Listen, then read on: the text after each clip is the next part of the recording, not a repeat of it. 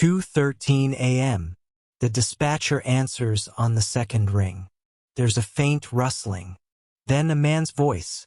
Low, controlled, breathing hard but not erratic. My wife. She fell down the stairs. She's not breathing. A pause.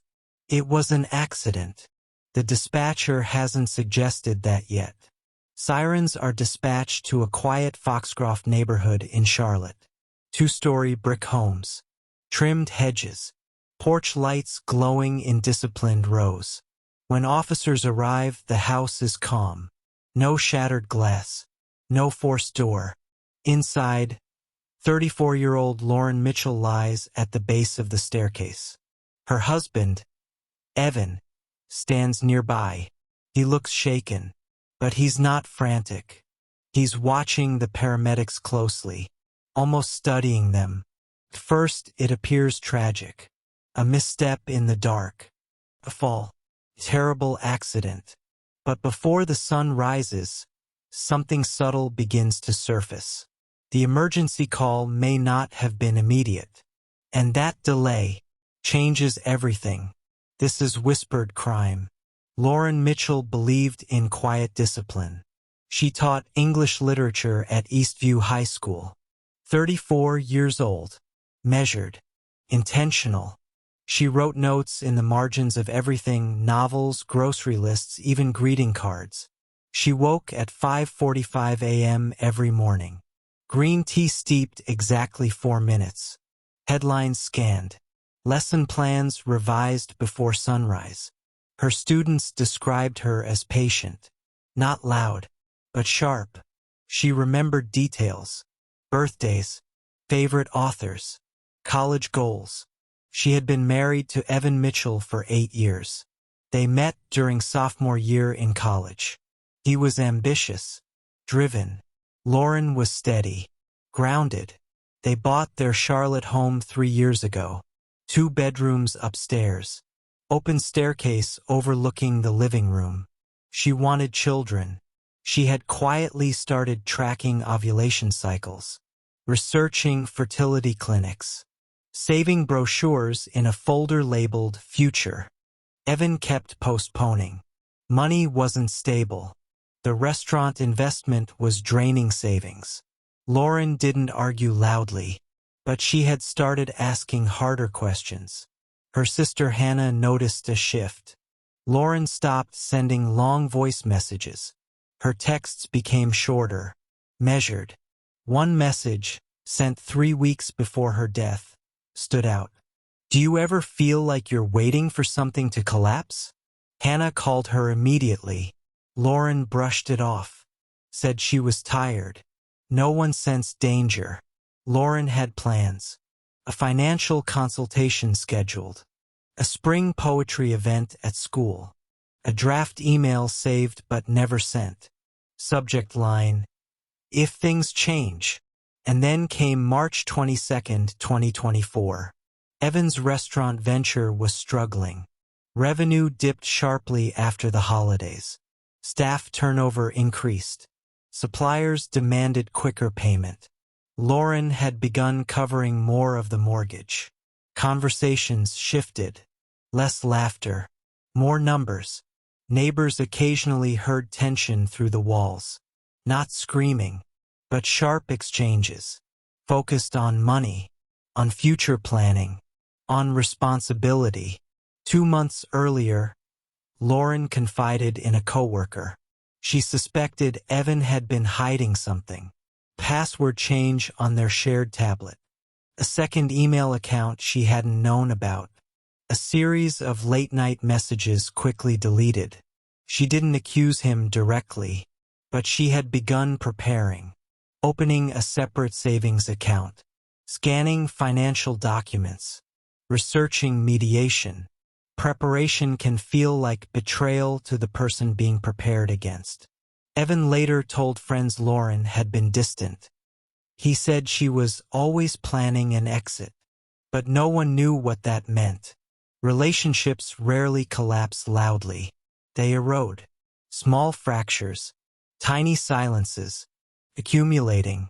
March 22, 2024. 8:54 p.m. Lauren grades essays at the dining table. 9:07 p.m. Text to Hannah. Long day. Call tomorrow. 9:41 p.m. Netflix pauses mid-episode. 10:14 p.m. Smartwatch records elevated heart rate. 10:16 p.m. Accelerometer detects sudden motion. 10:18 p.m.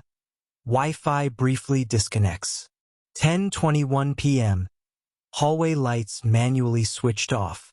11:03 p.m. Evan's phone unlocks. 11:58 p.m. Internet search. How long after death does body cool? 12:26 a.m. Evan's phone pings tower 3.2 miles away. 12:41 a.m. Same tower logs return. 12:48 a.m. Garage door opens. 12:49 a.m. Garage door closes. 2:13 a.m. 911 call placed. Weather conditions were calm. No storm. No power outage. No neighborhood disturbance. Initial police assumption. Accidental fall. But something didn't sit right. The timeline stretched. Unnaturally. Detectives replay the 911 call repeatedly. Evan says, "She fell down the stairs." Before being asked what happened, he says, "It was an accident." Twice, dispatcher asks when it happened. "Just now." But smartwatch data places sudden movement at 10:16 p.m., nearly 4 hours earlier. That was the first crack in the story. Time had fractured, and fractured timelines demand scrutiny. Lauren's smartwatch data showed heart rate rising sharply at 10:14 p.m., then an abrupt drop. No recovery. Medical examiners estimate time of death between 10:20 and 10:40 p.m. Evan's browser history revealed. 11:32 p.m. Internal bleeding after fall signs. 11:58 p.m. How long after death does body cool? Evidence. Explanation. Implication. Cell tower triangulation uses signal strength from multiple towers to narrow device location. At 12:26 a.m., Evan's phone connected to a tower outside his residential zone. He told investigators he never left the house. Security camera from a neighbor captured headlights leaving the Mitchell driveway around the same time. Returning 15 minutes later. Smart home logs showed manual override of hallway lighting. Garage activity recorded at 12:48 a.m. Police recovered cleaning supplies from the garage. Chemical residue consistent with recent use. No dramatic scene. But timing matters. Deleted text fragments were recovered from Evan's phone. "She's moving money. We need to handle this." Timestamped 2 days prior. Financial tracing revealed $9,200 transferred into an account solely under Evan's name 3 days earlier. Lauren had scheduled a financial consultation on March 25th. She never attended. Each digital footprint aligned. Not perfectly, but consistently, toward one direction. Lauren's colleague confirmed she asked about divorce mediation. Hannah revealed Lauren had emailed herself scanned tax documents. A neighbor saw Evan pacing in the driveway just after midnight. Phone in hand. Arms crossed. Another neighbor recalled the garage door late that night. Students reported Lauren seemed distracted that week. Not distressed, just reflective. Friends described her as quietly preparing. Not dramatic, strategic. Evan sits across from detectives. Neutral room. Soft overhead light. "Walk us through your night." He repeats the fall narrative. Investigators introduce timestamps gradually. At 10:16 p.m., her watch records a heart rate spike. Pause. At 12:26 a.m., your phone leaves the neighborhood. That's wrong. They ask him to recount the evening backward. From 2:13 a.m. to 9 p.m., cognitive load increases. Details shift. Earlier, he said he slept continuously. Now he says he may have gone downstairs briefly. Language softens. I think. Maybe. I don't remember. Hands clasped tightly. Jaw clenched. He avoids eye contact when shown the search history. Investigators employ silence. Silence invites self-correction. He fills gaps unnecessarily. Contradictions accumulate. Theory 1. Accidental fall. Injuries consistent with a fall. But delay complicates. Why search before calling? Theory 2. Panic. Perhaps he froze. But cell tower movement suggests action, not paralysis. Theory 3. Intruder. No forced entry. No unknown DNA. No external motion detection. Each alternative weakens, layer by layer. Forensic analysts reconstruct staircase physics. Impact pattern suggests force, not simple misstep. Smartwatch data aligns with lighting shutdown. Heart rate spike. Lights off. Garage activity. Search queries. Then the 911 call. Sequence is everything. For missing hours. And in those hours, activity, movement, preparation. The call wasn't immediate.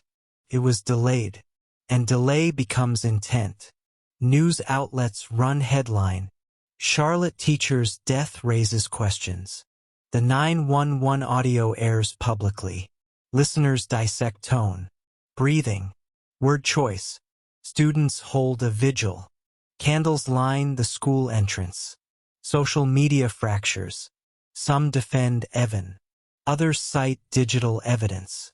Public perception shifts from tragedy to suspicion. Prosecution presents chronological digital reconstruction. Smartwatch logs. Search history. Cell tower triangulation. Garage sensor timestamps. Expert testimony explains data reliability. Defense argues circumstantial evidence.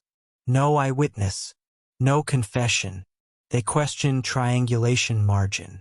But sequence remains. Search before call. Movement before claim of sleep. 4-hour gap. Courtroom silent as timestamps display side by side. 11:58 p.m. 2:13 a.m. Silence heavier than argument. After 9 hours. Guilty of second-degree murder. Guilty of obstruction. Sentence. 40 years. Lauren's family establishes the Mitchell Literacy Grant. Charlotte PD updates protocols regarding delayed emergency calls. Digital forensic training expands. Students continue writing letters. Her classroom plaque reads, "Stories matter." But one question remains. If the call had been immediate, would the outcome have changed? At 2:13 a.m., it sounded like panic, like grief, like tragedy. But time leaves fingerprints. Digital systems remember, and silence speaks for missing hours. One phone call, and in that space, everything changed. This is whispered crime, where every whisper hides a truth.